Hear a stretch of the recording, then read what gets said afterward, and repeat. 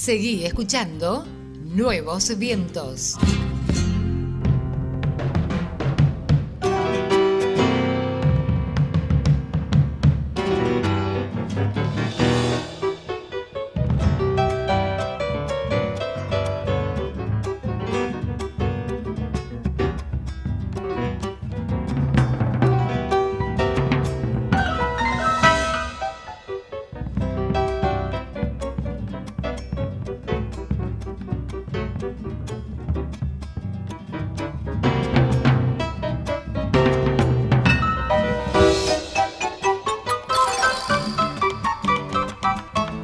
Cuatro minutos pasaron de las 2 de la tarde y aquí estamos en este ciclo de charlas y hoy un invitado, Facundo Ramírez, nuestro invitado de hoy, ahí sonando junto en el disco Ramírez. ¿Cómo te va, Facundo? Buenas tardes. Hola, ¿cómo estás? Muy bien, muy bien. Y te quiero agregar esto antes de que empecemos a charlar. Según un dato que yo tengo de unas efemérides folclórica, en el año 2000, un día como el de hoy, se distinguía en Chile a tu papá, Ariel Ramírez, con la medalla de oro por la Confederación Internacional de Sociedades de Autores y Compositores, en reconocimiento a su trayectoria como músico destacado de América, un luchador por los derechos de autor en Latinoamérica, dice. Es muy posible, claro, porque él consagró buena parte de su vida al tema del derecho autoral, así que es muy posible que haya sido en esa fecha, como vos decís, en Chile. Bien. Bueno, dicho esto, Facu, la idea es charlar un poco, seguramente que tu padre va a estar en la conversación también, ¿no? Porque para aquellos que amamos la música popular, lo artístico, tu padre ha sido un elemento fundamental en nuestra vida. Claro, sí, claro. Y en el caso tuyo, ¿cómo influyó musicalmente? Mirá, no los primeros años de mi vida, porque yo empecé tocando música clásica. Uh-huh. Yo me dediqué a la música clásica hasta los 25 años y al teatro como actor. Por lo tanto, los primeros 25 años de mi vida estuvieron repartidos entre el piano clásico, el mundo de la música clásica contemporánea a través de la composición, y al teatro como actor. Las clases, cuando yo empecé a tomar clases de piano muy chiquito, tenía 7 años, Uh-huh. Me las empezó a dar Ana Gelber, discípula de Escaramuza, la mamá de Bruno Gelber. Estudié con ella hasta los 15, después me fui a estudiar con Antonio de Raco, y en el medio toda la parte de estudio de composición, orquestación, el arte de la fuga, el canto gregoriano, bueno, todas las variantes del lenguaje musical que un compositor necesita Uh-huh.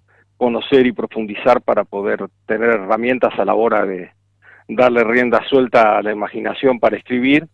Las hice con un austríaco que se escapó de la guerra, que fue también maestro de mi viejo, Guillermo Gretzer, Uh-huh. que fue un maestro mío de música hasta que él murió pero muchísimos años después.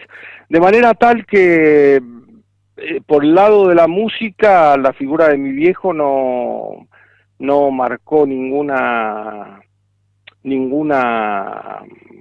influencia directa. Me refiero a que él no participaba de los procesos de aprendizajes míos Uh-huh. con los maestros que tuve, y por el lado del teatro menos, porque cuando yo lo conocí a Miguel Gerberov y empecé a tomar clases con él, en el Teatro La Salle acá en Buenos Aires, no fue una sorpresa en el núcleo familiar de mi casa, pero tuve toda la libertad del mundo para poder hacerlo. Uh-huh. Recién cuando yo volví de Europa, de estudiar en Europa, estuve algunos años, un año en Austria, en Viena, y después en Francia. Recién ahí empezaron a juntarse musicalmente la vida de mi viejo y la mía. Antes de irme, yo ya había hecho algunas experiencias con la música popular, porque yo no tocaba música popular, y esas experiencias sí las hice con una mujer que influyó muchísimo en mi vida y que marcó mi vida para siempre, que fue la Negra Sosa. Ella vio en mí que había ahí un pianista con sensibilidad para nuestra música, pero yo no me había dado cuenta. Entonces ella cada tanto me invitaba a la casa, me decía, vení, ayúdame a estudiar, que tengo que preparar tal samba o tal música, y yo iba y lo hacía como un gesto de amor hacia ella y porque me interesaba, además me fascinaba verla estudiar y escucharla cantar, pero nunca se me había ocurrido en realidad la posibilidad de volcarme al piano de la música popular. Recién, bueno, me invitó al Luna Park un par de veces a acompañarla. Recién a mi regreso de esos años europeos,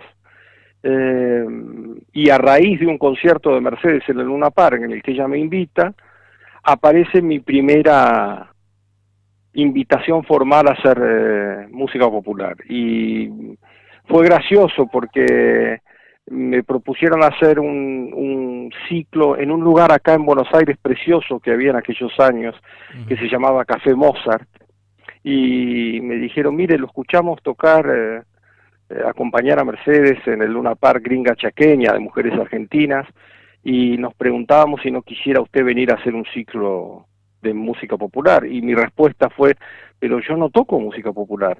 Y dice, pero si lo acabamos de ver arriba del escenario tocando.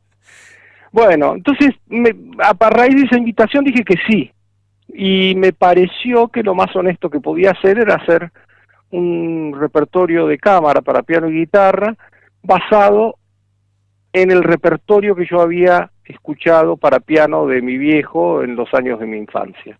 Ahí nació Ramírez por Ramírez, que es ese disco que acabas de pasar, ese pedazo de la fragmento de La Equívoca, de la Chacarera, y a raíz de ese ciclo en el Café Mozart fue un suceso, estuve un año, de ahí me invitaron a Cosquín, y de ahí surgió la posibilidad de grabar Ramírez por Ramírez. Ahí lo invité a mi viejo a grabar conmigo a dos pianos, y de pronto empecé a tocar con él, y bueno, acá me encontrás 35 años después, hecho un músico popular que se volcó completamente sin haber abandonado el teatro, ¿no? Claro. Porque sigo actuando como actor y dirigiendo. Facundo, ¿y esa vida de actor, qué es lo que te lleva a ser actor? ¿Por qué elegís esa carrera? Mira, fue una cosa impensada. Yo, el mundo de la música clásica era un mundo muy que me aislaba muchísimo de la vida normal que yo veía que tenían los niños y los adolescentes a mi edad. Cuando yo era un niño y un adolescente, todos los chicos que iban a la escuela, después de la escuela se iban a jugar, todo, y yo volvía a mi casa y tenía que estar estudiando Beethoven, Mozart, Chopin, Schumann, Prokofiev, bueno, todos los grandes autores, y estaba muy solo, pero muy solo. Y una amiga que venía conmigo al colegio primario, me llama un día por teléfono y me dice que en el taller de la mamá tenía en aquel entonces un taller de expresión corporal en el barrio de Belgrano, lo tuvo durante años porque es una de las grandes maestras de expresión corporal acá en Buenos Aires, y me llamó para comentarme que se abría un taller de teatro para jóvenes, y me preguntó si quería ir, y mi respuesta fue automática, dije que sí, pero no lo pensé en términos de convertirme en un actor, lo pensé en términos de socializar, de tener un espacio como para estar más con gente de mi edad. Y cuando tuve la primera clase me volví loco, me encantó. Y estuve en ese lugar de juegos teatrales durante un año, y al año me dijeron, mirá, hay un tipo que es maestro, que parece ser que es un loco de teatro de vanguardia, era mendocino que se vino a Buenos Aires, y que es bárbaro, me dice, vamos a ver una clase, y yo dije, dale, que fue el que fue mi maestro toda mi vida, Miguel Gerberov. Fui a ver una clase con él y ahí tuve conciencia, dije, yo de acá no me voy más. Y de pronto me descubrí apasionado por el teatro, empecé a tomar clases prácticamente todos los días, y se descubrió se descubrió en mí una vocación que estaba ahí latente, durmiendo. A los pocos años el propio Gerberov ya me llamó para actuar. Hice una participación en el segundo ciclo de teatro abierto, y después, a los 21 años, debuté como actor profesionalmente con una obra de Samuel Beckett, Actos sin palabras, una obra que en ese momento fue un gran éxito, porque no se había hecho nunca esa obra, esa pieza de Samuel Beckett. La hicimos en el La Salle, la hicimos en el Auditorio Kraft de Buenos Aires, y hasta hicimos funciones en el Teatro Cervantes. Pero bueno, estaba ahí durmiendo. Supongo que mi amor por la literatura desde muy chiquitito también me fue abriendo las puertas, me fue guiando, ¿no? Hacia ese mundo de ponerle el cuerpo a las palabras. Facundo, te estoy escuchando atentamente. Le contamos a la audiencia que estamos hablando con Facundo Ramírez, por las dudas recién se prenden. Y pensaba, ¿no? Digo, hablaste de piano, hablaste de teatro, hablaste de ópera, hablaste de literatura. Y cuando uno por allí, ¿no? Hoy en estos tiempos tan modernos que por allí los niños, viste, están más con la tecnología que a lo mejor con un libro. Y aquellos que están con un libro, uno los mira como diciendo, ¿qué le estará pasando a esta criatura que está leyendo mucho? Y a veces no sabes hasta dónde podés, porque pasa así ahora. Los libros son todo, en los libros un libro te abre el mundo, porque te conecta con todos los mundos posibles, y a medida que más se lee, más mundos y más puertas se abren. Es infinito, es una tarea extraordinaria de dejarse llevar por la imaginación, hacia mundos imposibles que en la mente de uno se hacen posibles. Aquellas personas que encuentran en los libros un refugio son personas que nunca se van a sentir solas, porque cada libro es una invitación a realmente a sumergirse en esa cosa tan extraordinaria, ¿no? Que es el mundo que proponen los escritores, y el mundo de lo poético, el mundo de lo metafórico y el mundo de las grandes historias también, ¿no? Hablaste de que viviste en Europa, pero más allá de haber vivido, ¿recorriste gran parte de Europa con el piano? ¿Recorriste como actor? ¿Conociste teatros? Sí, cuando fui a estudiar, no, fue porque fueron años de estudio. Me dediqué el año que estuve en Viena, en la Hochschule, la Escuela Superior de Música de Viena. Estaba ahí estudiando composición y orquestación. No pasé por ningún lado, y después los 2 años que estuve en París, tampoco, pero eso vino después. La verdad es que yo mismo a veces me sorprendo de la cantidad de lugares a los que llevé mi música, en los que toqué el piano, y en los que actué, como actor, porque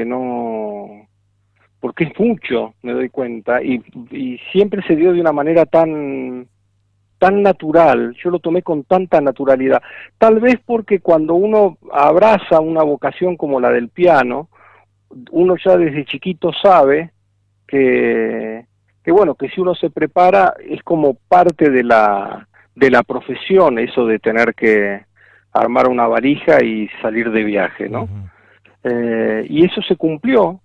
Estuve en muchos lugares en el mundo, y estuve en lugares incluso que no pensé, porque, por ejemplo, el concierto que yo di en la Filarmónica de Berlín, esa fue una gira que organizó mi empresario. Yo tengo un empresario en Austria, en Viena, y que es el que me maneja las cosas allá. Y cuando yo hice la gira por Alemania, Austria y Hungría, yo no sabía en qué salas de concierto iba a tocar. Yo sabía que tenía una gira de 8 conciertos que iba a compartir con el clarinetista Giora Feynman, pero yo no me había fijado en las salas. Él me había mandado toda la información, pero yo estaba haciendo teatro en Mar del Plata, una obra de teatro en Mar del Plata, y leí la información como por arriba, no le presté atención, y resulta que los conciertos eran en las salas de filarmónicas de Alemania, así que cuando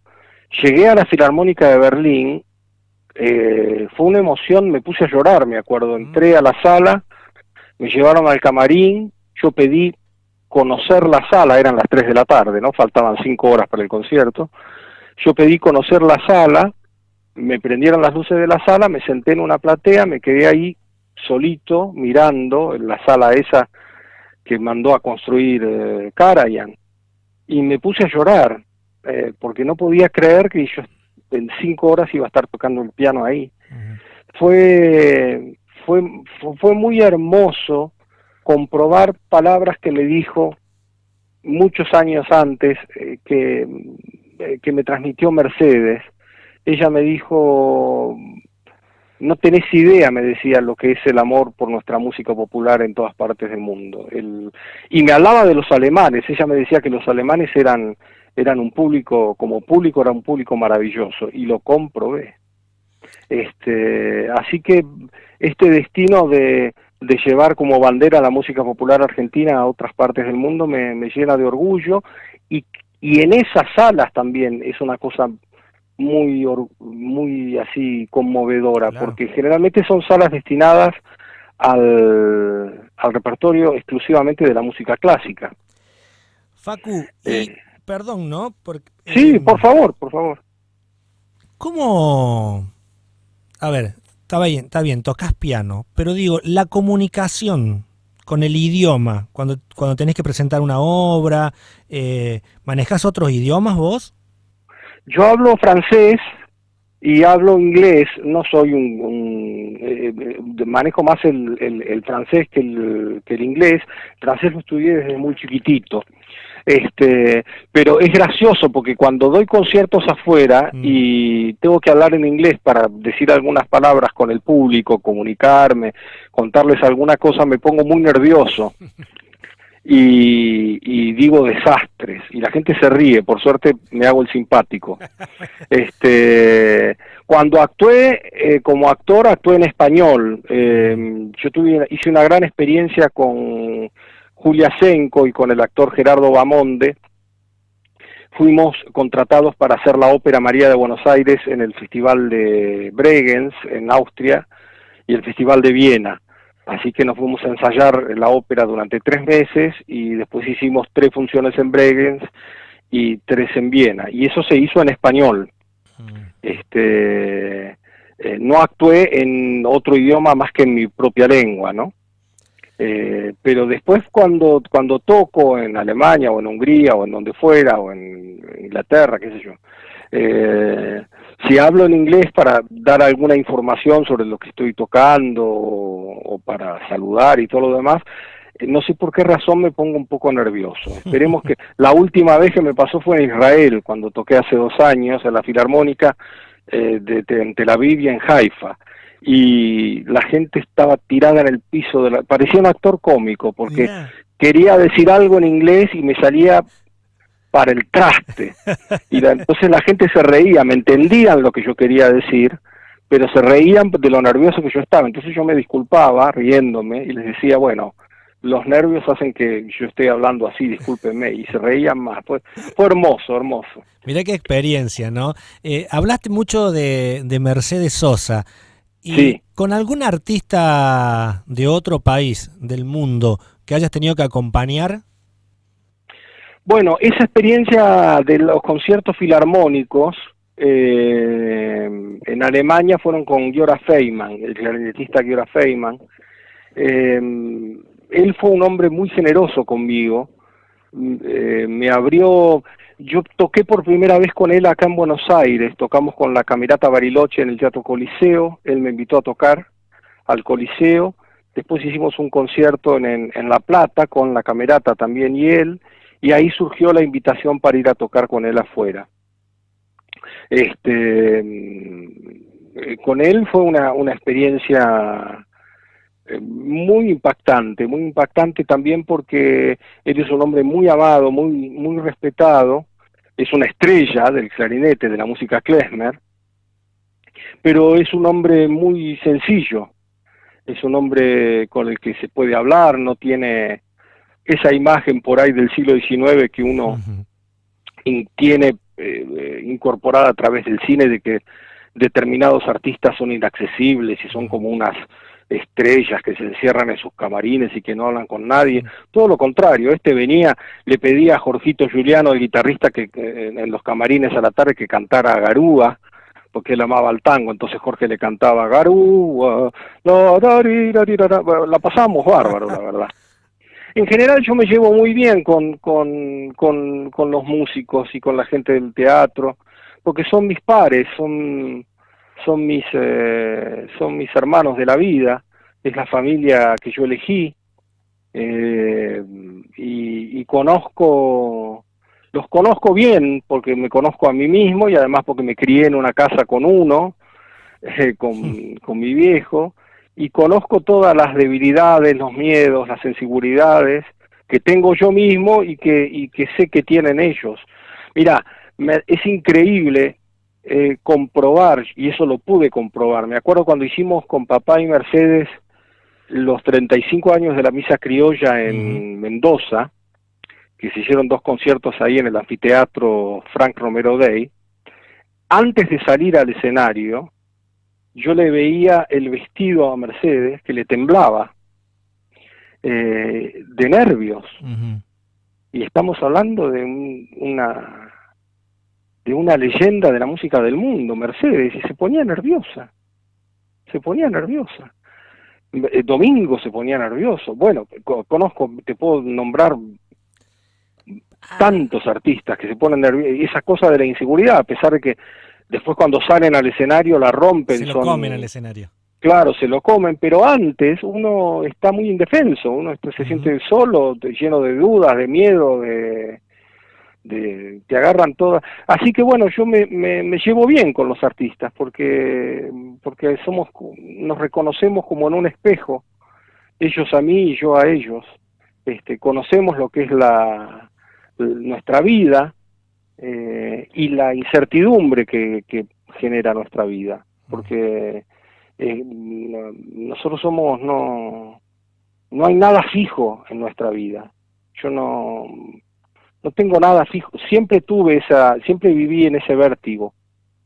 Un actor se sube al escenario, hace una obra de teatro y de pronto puede pasar un año hasta que vuelve a actuar. Uno no sabe cuándo lo van a volver a llamar a uno o si uno va a poder, cuánto tiempo va a pasar hasta que uno pueda volver a generar proyectos. Yo en general no espero que me llamen nunca, yo soy de generar en el teatro y en la música los proyectos que a mí me gusta hacer, y cuando me llaman, bienvenido, ¿no? Pero uno no es que puede estar generando todas las semanas, porque generar un proyecto de teatro, un proyecto musical requiere una inversión, hay que tener la plata significa que pudiste ahorrar, que tuviste la suerte de tener varios conciertos o lo que fuera que te permitieran ahorrar, y eso no siempre pasa. Sí. Pero una vida interesante. Me parece que muy interesante. ¿Alguna vez te pasó que alguien de la prensa, o un amigo, un familiar, o un mismo artista, un par tuyo, te comparara con tu viejo? Porque los dos tocan piano. Mira, las comparaciones, en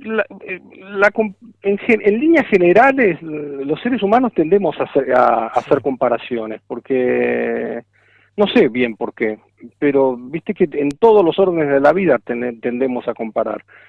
Por lo tanto, el tema de la comparación entre la forma de tocar de mi viejo y la mía es algo a lo que yo me acostumbré desde que yo empecé a tocar. Hay una zona del toque Ramírez, por decirlo de alguna manera, en donde él y yo nos parecemos mucho, y hay otra en donde no nos parecemos nada. A mí me gusta, y dependiendo qué repertorio sea, me gusta entrar y salir de ese toque Ramírez.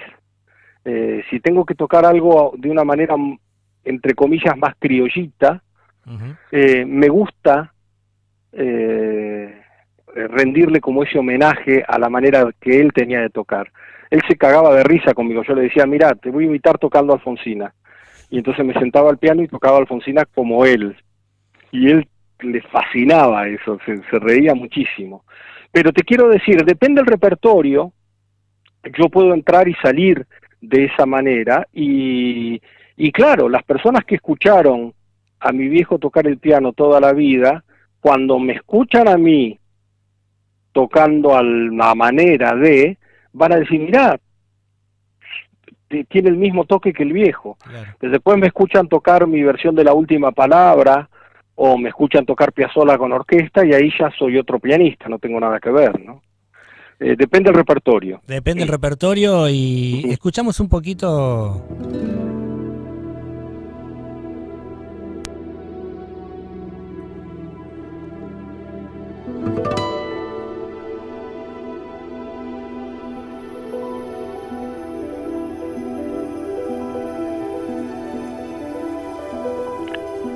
De esta Vidala de la Soledad. Maravillosa, de Vargas Vera.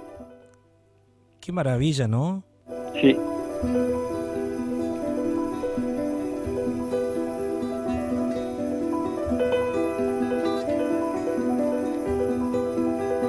¿Cómo fue preparar esta obra? Tardé muchos años en prepararla. Uh-huh. Me encontré con René, él me dijo que tenía una Vidala instrumental, me la mostró, me volví loco y le dije, mira, yo la voy a hacer, René, pero teneme paciencia porque yo a lo mejor escucho un tema musical y pasan, hasta que lo toco, 7 años, porque lo trabajo, lo dejo, en fin, tengo unos tiempos rarísimos con la preparación de obras musicales. Uh-huh.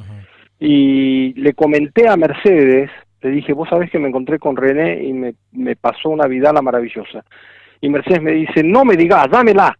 Y entonces se la hice escuchar a Mercedes, y Mercedes le pidió a Ana Dana que le ponga letra. De manera tal que esa Vidala inédita de René cobró vida primero en la voz de Mercedes. Y varios años después yo hice esta versión instrumental, en la que tomo el tema de la Vidala y después lo desarrollo de distintas maneras, alejándome de la Vidala, para al final del tema volver a ella, ¿no? Es una obra realmente inspiradísima, tan que exuda una melancolía tan notable, esa obra de René, y que me dio muchísimo placer cuando la grabé y los años que la toqué en vivo. Ahora ya llevo varios años sin tocar la Vidala de la Soledad en vivo, pero uno siempre vuelve a cosas viejas cada tanto, a temas que tocó en otros tiempos. Uh-huh.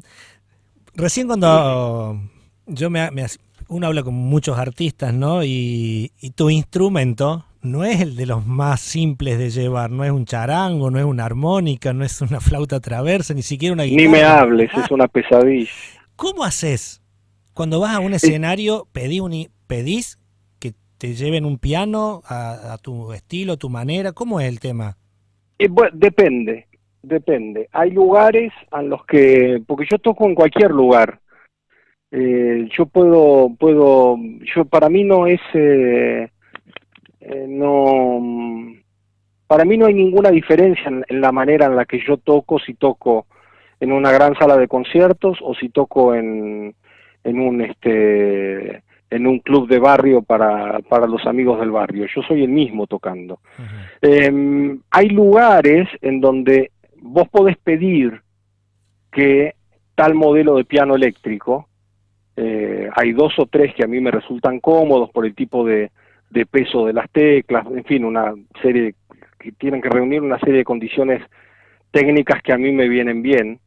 porque yo no tengo técnica de tecladista, yo estoy formado pianísticamente como músico clásico. Entonces, si a mí me ponen un teclado de esos de música más que se utiliza más para hacer colchones tipo pop o otro tipo de música, yo no los puedo tocar, no los rompo, hago 2 notas y se rompe el piano al medio. Entonces pido 2 o 3 modelos y si no hay, llevo el mío. Ujú. Afortunadamente las versiones de los muy buenos pianos eléctricos las están haciendo año tras año cada vez más simples de transportar, Ujú. como para que uno no, viste, me acuerdo que en los 90 con papá teníamos cada uno un piano que se necesitaban 5 personas para cargarlo, armarlo, desarmarlo, volverlo, era un lío. Mm. Ahora no, ahora es mucho más simple. Podés meter el piano en la parte parado, en la parte de adelante de un auto, y se suenan a pesar de que son muy desagradables de ver en términos estéticos Mm. sobre el escenario, pero cuando suenan, se suenan todos, suenan muy bien. Así que, y si voy a un lugar en donde hay casas de música que tengan el modelo de piano que yo pido, ahí me evito estar llevándolo, ¿no? Claro. Y ese piano que lo veíamos a tu papá en los escenarios, impresionante. Esos eran modelos viejos de los años Claro. 90, que los Y hacían con unos armatostes de sostén, que ahora hay de esos modelos, los Avantgarde se llaman, pero que generalmente si yo me comprara un Avantgarde me lo compraría simplemente para tenerlo en mi casa y no moverlo de mi casa, pero no para usarlo para salir a tocar, para que subirlo a fletes, a aviones, a mm. camiones, no, porque son un incordio, son muy pesados, realmente muy pesados. Y el piano, pregunto desde la ignorancia, Digan, se desafina cuando uno lo traslada de un lado para el otro? no, los eléctricos no, Ujú. pero se resienten a lo largo, no resisten mucho tiempo de estar bajando y subiendo de las bodegas de los aviones y que los estén agarrando y tirando adentro de los fletes, y por más cuidado que uno tome, se van resintiendo, entonces hay que ir cambiándolos cada X cantidad de tiempo, ¿no? Ujú. Pero bueno, para la música popular no tenemos otra alternativa, porque Sí. no hay pianos acústicos en buenas condiciones en todo el país, en todas las ciudades y en todos los pueblos del país. Entonces uno tiene que llevar estos para poder llevar con uno la música, ¿no? Claro, seguro. Facundo, mis oyentes aquí son muy especiales. Escuchan, no participan mucho, pero cuando algo realmente gusta, dice esto. Qué lindo que reparta cultura por el mundo. Estos son los valores que necesita este país. Gracias. Bueno, muchas gracias por ese comentario. La música popular argentina, nuestra música es amada en el mundo, es realmente amada en el mundo. Los hombres como Yupanqui, como mi viejo, como Falula, como una mujer como Mercedes, como Piazzolla, son banderas nuestras en el mundo, son pedazos de Argentina. Ellos abrieron el camino, Ujú. ¿no? La Tana Rinaldi, son personas que abrieron el camino, que llevaron nuestro repertorio a todas partes, ¿no? Y esa es una parte de mi profesión, más allá de la vocación y del placer que a mí me da tocar, que me llena de orgullo saber que yo estoy un poco como levantando esas banderas, Ujú. ¿no? De reivindicación de nuestro acervo cultural argentino. Me llena de orgullo eso. Nunca le pude preguntar a tu papá, pero seguramente con vos lo habló. ¿Por qué la misa criolla? Una historia larga es. Él se fue cuando terminó la guerra. Se fue a Europa, a vivir a Europa varios años. Eh, llegó a la Europa devastada, al periodo de reconstrucción, y estuvo en muchos lugares, estuvo hasta en Austria, en Alemania, en Holanda, en Bélgica, en Italia, en Londres, pasó por muchos lados.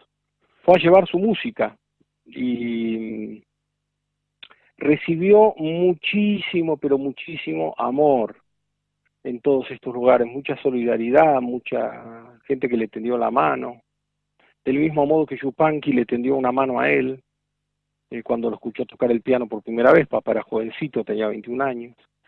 Y entonces toda esa experiencia amorosa de las personas que le abrieron las puertas de su casa, que le dieron comida, que lo recibieron, lo marcó profundamente. Pero entre todas esas personas, lo que a él lo marcó para siempre fueron unas monjas belgas que él conoció. Él paró en el convento de esas monjas. Esas monjitas vivieron durante la guerra frente a un campo de concentración. Entonces, a riesgo de su propia vida, cuando caía la noche, ellas se arrastraban hasta las rejas por fuera del campo de concentración y le pasaban a los prisioneros de guerra, le pasaban comida. Entonces, cada vez que volvían al día siguiente a ese lugar por donde ellas lograban, a través de esos alambrados y esas rejas del horror, lograban pasar comida. Cuando llegaban al día siguiente la comida no estaba, es decir, que algunos prisioneros agarraban la comida, ¿no? y podían comer. Hasta que después de X cantidad de tiempo la comida se empezó a acumular ahí, que ya los habían matado, los habían empezado a matar a todos, ¿no? Este acto heroico, noble, tan sublime de la condición humana en estas dos monjas, a papá lo conmovió de una manera. Entonces, en el viaje de vuelta en barco a Buenos Aires, pensó que él tenía que escribir una obra musical que pudiera contener una forma de agradecimiento. Pensó en una obra religiosa y surgió así la Misa Criolla. Ese Señor, ten piedad de nosotros, danos la paz, es la aspiración de lo más noble del espíritu humano, de las personas de bien en la humanidad, ¿no? Aquellas personas que desean un mundo de paz, un mundo de justicia, un mundo en donde todos los seres humanos podamos vivir con dignidad, con alegría, con paz. Esa palabra paz que está tan bastardeada por la humanidad, tan bastardeada, pareciera ser que el ser humano se resiste a aprender con todo lo que ha padecido a lo largo de la humanidad. Mira, solamente en el siglo XX se asesinó y se torturó más gente que en toda la humanidad, todo el tiempo de la humanidad antes, ¿no? Es una locura esa vorágine de muerte, de destrucción. El ser humano no termina de aprender. Entonces ese deseo, por eso la Misa Criolla sigue hasta hoy siendo una obra que conmueve y sacude. Sí. Porque... ¿Y grabada en cuántos idiomas?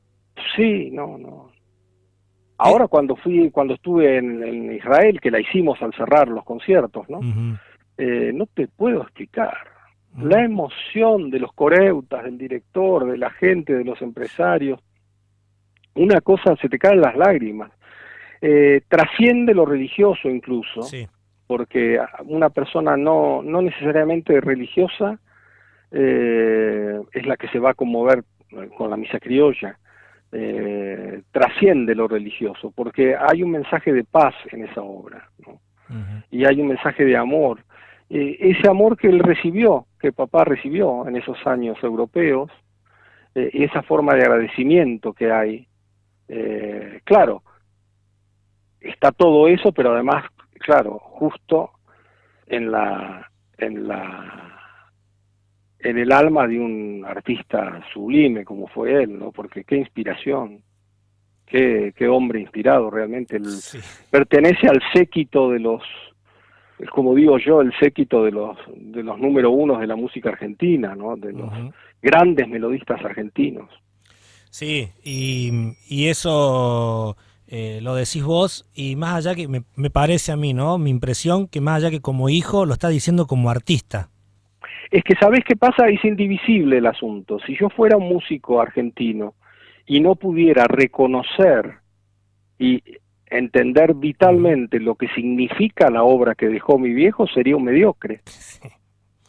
Sería realmente un mediocre, sería un músico sin ninguna importancia. Vos ponete a pensar, mira, Mujeres Argentinas, Cantata Sudamericana, Los Caudillos, La Misa por la Paz y la Justicia, el Tríptico Mocoví, las canciones, Los Inundados, Agua y Sol del Paraná, Allá lejos y hace tiempo, Volveré siempre a San Juan.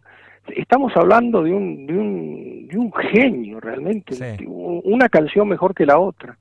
Y el año que viene, que se cumplen 100 años de su nacimiento, va a ser un año de festejos para honrar su memoria y festejos que van a incluir obras inéditas de él. Yo acabo de terminar... ¿Ya estás trabajando en eso? Sí, yo acabo de terminar él, antes de morir me dio unas melodías cuyanas que él escribió y me dijo, con el conocimiento que vos tenés de la orquesta y de tu formación clásica, me dijo, hacé un concierto con estas melodías, un concierto para piano y orquesta.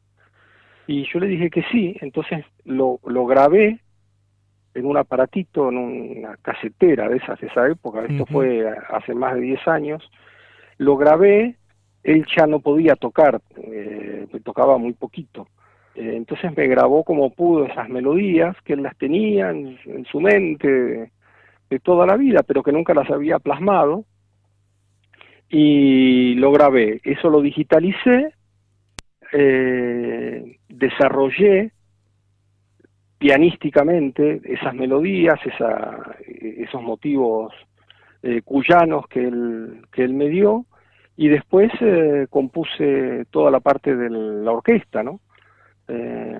Así que ya está listo el concierto cuyano para el año que viene, y ahora voy a recibir otro material de él inédito, que yo ya conocía algunas cosas, las había escuchado sueltas, que es una obra inconclusa de él que se llama Los Sonidos del Nuevo Mundo.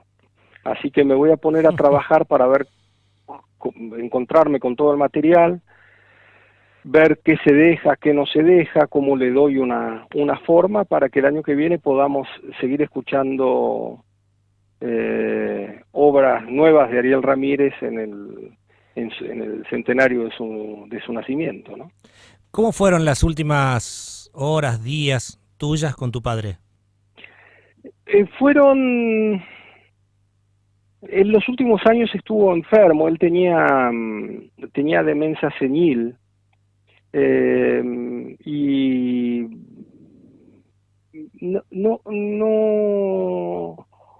yo iba a visitarlo y tocaba el piano para él, y a él le gustaba que yo tocara su música, él no lo podía expresar en palabras, pero cuando yo empezaba a tocar La Peregrinación, o El Nacimiento, o Santafesino de Veras, yo veía que él empezaba a mover las manos, como sabiendo lo que estaba sonando, ¿no? Y me decía, qué bien, y se ponía contento, festejaba. Después ya empezó a apagarse, empezó como a irse a otro plano su mente, y los últimos días de él fueron en una clínica, lo internaron en una clínica en Monte Grande, así que nos íbamos para allá con mis hermanas, y la noche que él murió, yo estaba en Monte Grande, me quedé hasta las 8 de la noche en la clínica y me vine a mi casa acá en San Telmo, decidí volver a casa para darme un baño y volver a la clínica a eso de las 11 de la noche, 11:30. Y me acuerdo que me pedí un auto, me vine a casa, entro a casa, me estoy por bañar y suena el teléfono.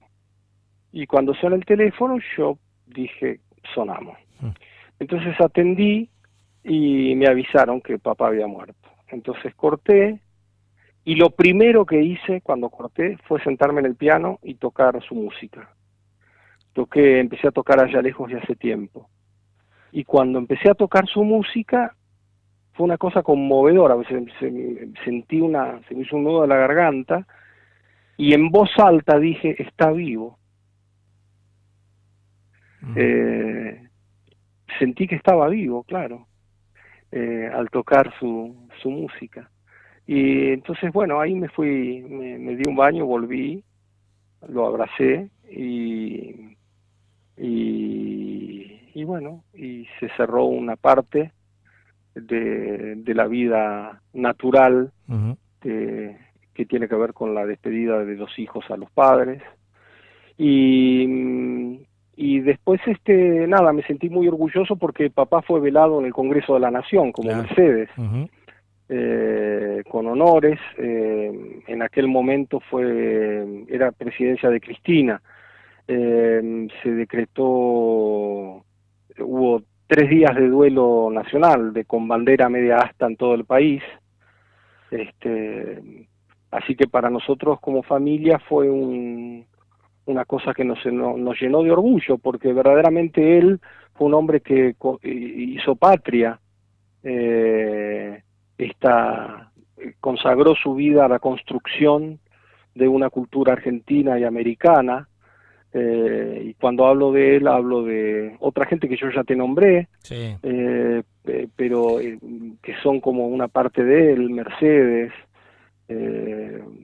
Donata, Yupanqui, que gracias a Yupanqui papá se pudo ir al norte argentino a estudiar los ritmos folclóricos argentinos. Papá conocía, jovencito por ser santafesino, él tocaba muy bien la música del litoral y de la provincia de Buenos Aires, pero nunca, no había estudiado y profundizado las otras formas musicales de la de Argentina.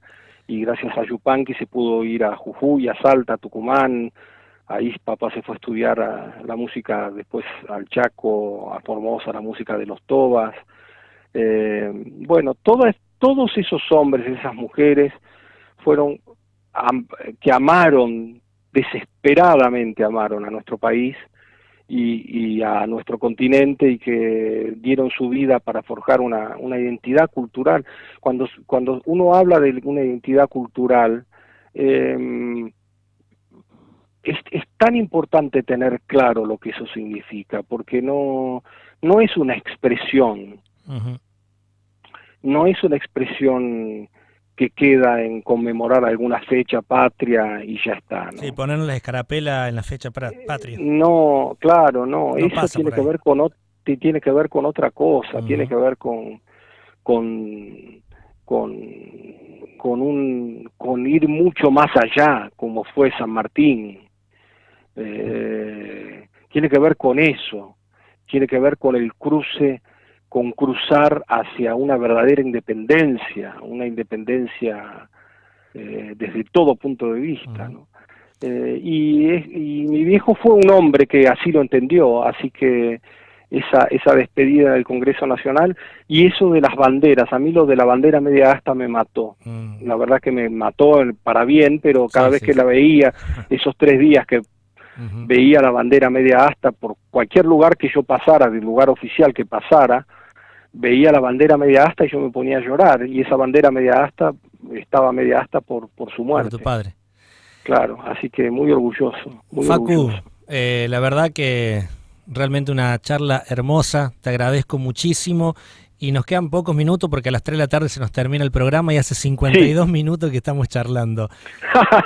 Yo soy charleta, yo soy de... Gracias, te quiero agradecer muchísimo. No, nada que agradecerme. El agradecido soy siempre yo cuando me brindan la posibilidad de contar mis cosas, de hablar de mi música, de mi vida, porque son ustedes los que abren los canales para que la gente conozca lo que uno hace. Hablabas del litoral y lamentablemente no, el litoral perdió a Ramona Galarza, a Néstor Cuesta, al padre Julián Cini hace poquito también. Sí, yo sabés que la conocí a Ramona muy poquito. Qué mujer adorable, era tan buena, tan buena. La vi un par de veces en mi vida nada más.